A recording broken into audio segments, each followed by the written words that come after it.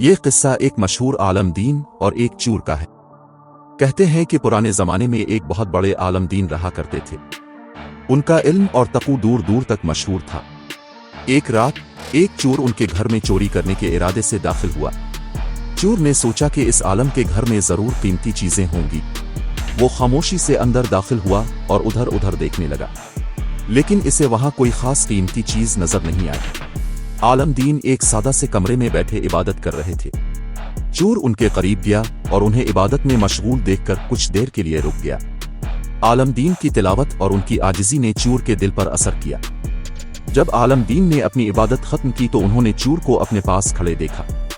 عالم دین نے سکون سے پوچھا، اے بھائی، کیا تم یہاں کسی کام سے آئے ہو؟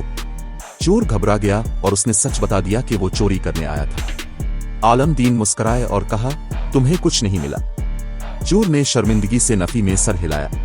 عالم دین نے کہا، چلو کوئی بات نہیں، تم خالی ہاتھ تو نہیں جاؤ گے۔ یہ کہہ کر انہوں نے اپنی واحد قیمتی چیز، جو ایک کمبل تھا، اٹھا کر چور کو دے دیا۔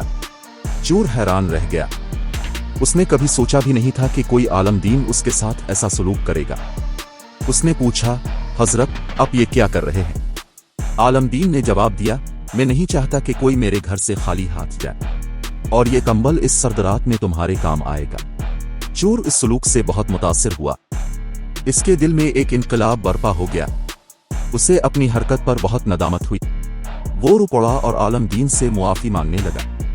عالم دین نے اسے معاف کر دیا اور نصیحت کی کہ وہ آئندہ کبھی چوری نہ کرے اور محنت مزدوری کر کے اپنی روزی کمائے۔ کہتے ہیں کہ اس واقعے کے بعد وہ چور ایک نیک اور ایماندار انسان بن گیا۔ اس نے چوری کرنا چھوڑ دیا اور محنت سے اپنا اور اپنے خاندان کا پیٹ پالنے لگا۔